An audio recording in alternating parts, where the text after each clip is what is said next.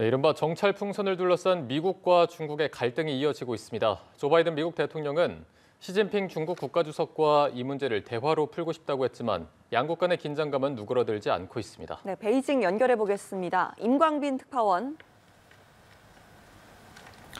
네, 베이징입니다. 예, 중국이 미국 군수업체 두 곳을 제재 대상에 포함시켰죠. 네, 중국 상무부가 미국의 대표적 방위 산업체인 록히드 마틴과 레이시온을 신뢰할 수 없는 실체 명단에 포함하기로 했다고 발표를 했습니다. 대만에 대한 무기 판매에 참여했다는 이유를 들었습니다.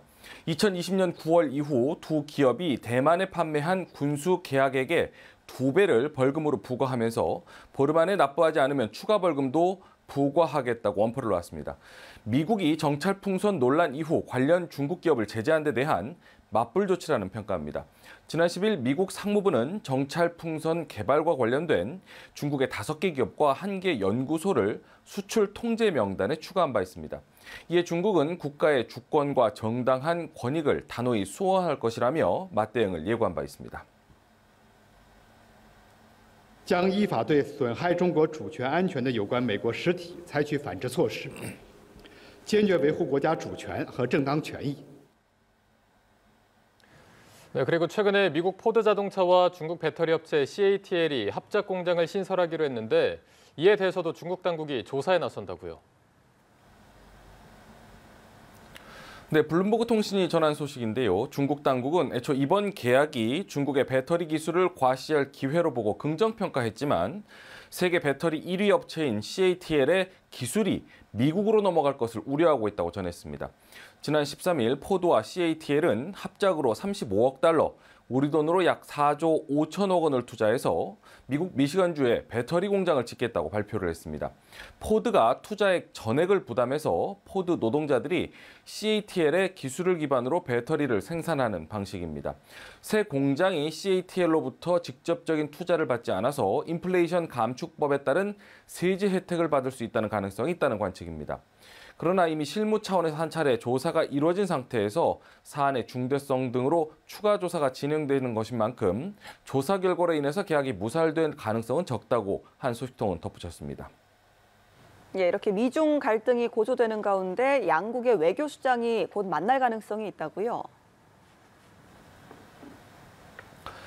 네, 미국의 토니 블링컨 국무장관과 중국의 왕이 공산당 중앙정치국 위원이 독일 뮌헨에서 현지 시간 17일부터 사흘간 열리는 뮌헨 안보회의에 각각 참석하는 만큼 두 사람의 만남에 관심이 쏠리고 있습니다. 블링컨 장관은 애초 지난 3일 중국을 방문할 것으로 알려졌지만 미국 영공에서 중국 정찰 풍선이 탐지되면서 일정을 연기한 바 있습니다. 이후 미국은 정찰 풍선을 격추했고 중국도 미국이 정찰 풍선을 보냈다고 반박에 나서면서 긴장은 고조되는 상황입니다. 이런 가운데 두 나라 외교수장의 회담이 성사되면 정찰 풍선 사태가 벌어진 이후 첫 고위 대면 회담이 되는 겁니다. 바이든 대통령이 정찰 풍선과 관련해서 시 주석과 대화할 것이라고 밝힌 것 역시 뮌헨에서의 외교수장 회담 가능성을 염두에 둔 발언이라는 분석이 나옵니다. This episode underscores the importance of maintaining open lines of communication between our diplomats and our military professionals.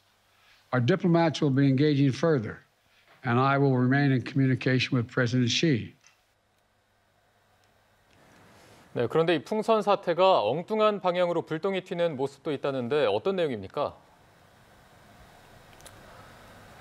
네, 중국에서는 풍선 때문에 공항이 한때 마비가 되는 일이 있었습니다. 베이징 인근 허베이성 스좌장 공항은 이곳 시간으로 어제 오전 11시부터 오후 1시까지 미확인 비행 물체가 출현해 공항 운영을 잠시 중단했습니다.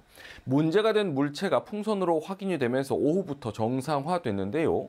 미확인 물체가 풍선으로 확인됐다는 통보를 받았지만 해당 풍선에 대한 구체적인 내용은 알지 못한다는 중국 민항국의 발표에 일부 누리꾼들은 미확인 물체를 공개하지 못할 속사정이 있는 것 아니냐 이렇게 의구심을 감추지 못하고 있습니다. 한편 미국 정치 전문 매체 폴리티코에 따르면 미국이 정찰 풍선 사태 이후 격추한 미확인 비행체 가운데 하나가 민간인 동호회가 날린 풍선일 수 있다는 가능성을 제기했습니다.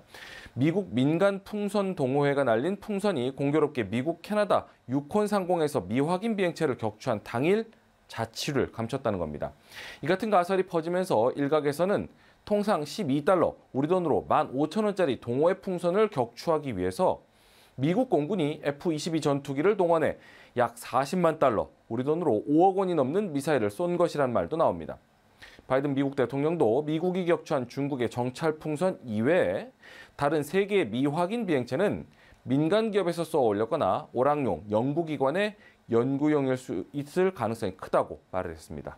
지금까지 베이징에서 전해드렸습니다.